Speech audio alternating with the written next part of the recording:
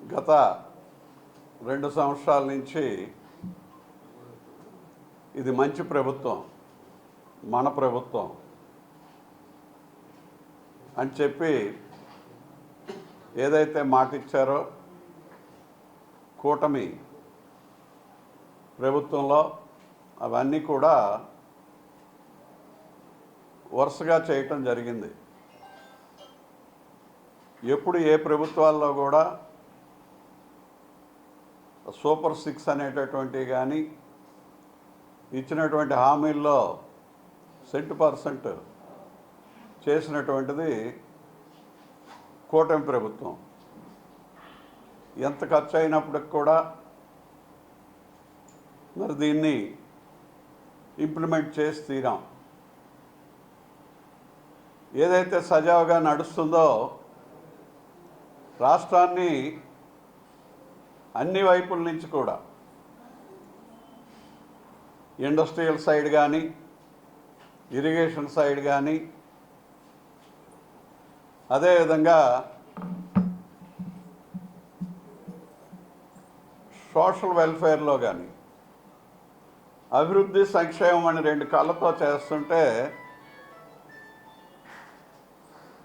అభివృద్ధి బాగా కనిపిస్తుంది. సాటిస్ఫాక్షన్ లెవెల్ బాగుంది. ఇన్కమ్స్ స్టేట్ గవర్నమెంట్కి పెరుగుతున్నాయి. ప్రపంచాన్నే ఆంధ్రప్రదేశ్ ఆకర్షిస్తుంది. ఆంధ్రప్రదేశ్కి వెళ్తే లా అండ్ ఆర్డర్ బాగుంటుంది. పెట్టుబడులు పెట్టడానికి అనువైన ప్రదేశం. పెట్టుబడులు పెట్టాలి అని చెప్పి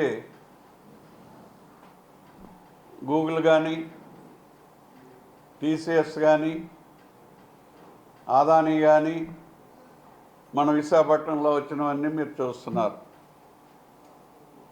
అట్లాగే సిసిఐ సమిట్ పెట్టిన దీంట్లో కూడా మరి 600 పైచిలకు 13 లక్షల దగ్గర ఇండస్ట్రీస్ పెట్టడానికి వచ్చారు. అపోజిషన్ పార్టీ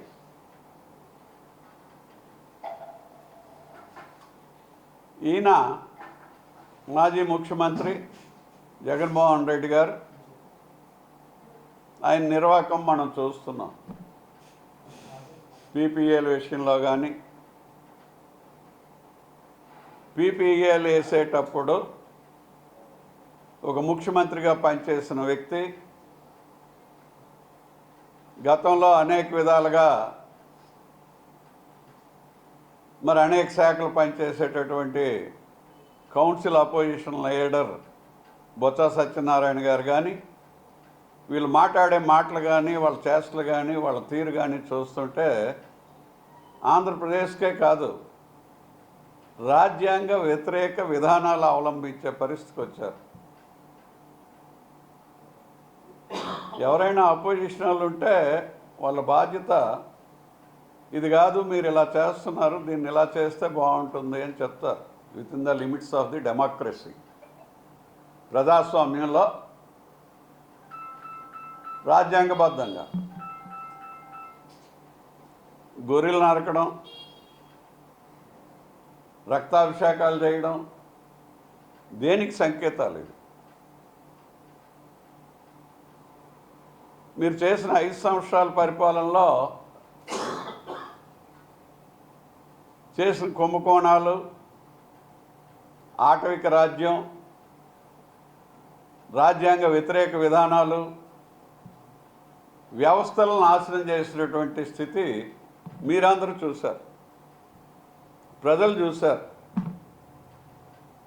అసహించుకున్నారు, బుద్ధి చెప్పారు. ఏమండి, ఒక రాష్ట్రంలో ఓ పీపీఏ విధానం వస్తుందన్నా, లేదా ఒక అభివృద్ధిలో ఒక ఫ్యాక్టరీ వస్తుందన్నా, మెటల్ ఫ్యాక్టరీ 2 లక్షల కోట్లతో వస్తుంది, ఐరన్ ఫ్యాక్టరీ.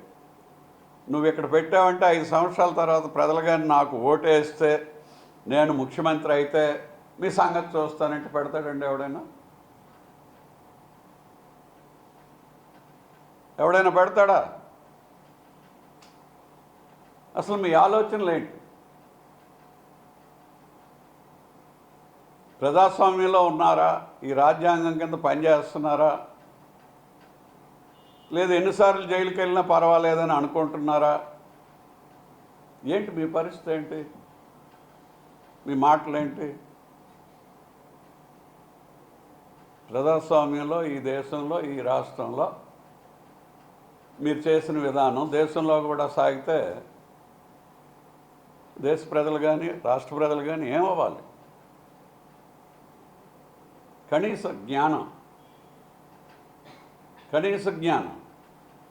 ఇంకొక ఎక్కడో విన్నాను నేను, నక్సలైట్లు పుట్టుకొస్తారట.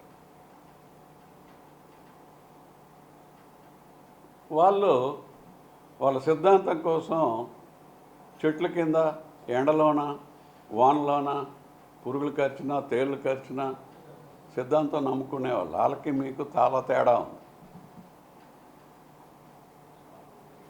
అంటే దేశంలో ఎవరిని పెట్టుబడులు పెట్టొద్దని కానీ ఈ దేశాన్ని నాశనం చేయండి అని కానీ అనట్లా. ఈ 5 సంవత్సరాలు అయిపోయిన తర్వాత వస్తే ఈ దేశం నుంచి అందరినీ వెళ్ళగొడతామని చెప్పలా. మీకన్నా ఆలేనయ్యాం. మీరేం మాట్లాడుతున్నారు ఒకసారి మీరు పడుకొని ఆలోచించుకోండి. ఆయన మీ పార్టీ ప్రెసిడెంట్ మరి 5 సంవత్సరాలు ముఖ్యమంత్రి చేశాడు. ఏం మాట్లాడుతున్నారు ఆయన? అలాగే ఈయన కౌన్సిల్లో అపోజిషన్ లీడర్, ఎక్స్పీరియన్స్డ్ లీడర్. ఈయన బాటలు కూడా అభ్యంతరకరంగా ఉన్నాయి. పద్ధతి మార్చుకోవాలా. ఇదేదో ఎవరు చెప్తే వాళ్ళ మీద పడిపోవటం, ఎవరు మాట్లాడితే వాళ్ళ మీద పడిపోవటం.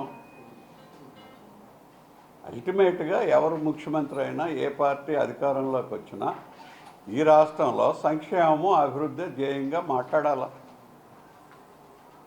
మీ మాటల్లో కానీ చేతల్లో కానీ ఎక్కడైనా కనిపిస్తున్నాయా?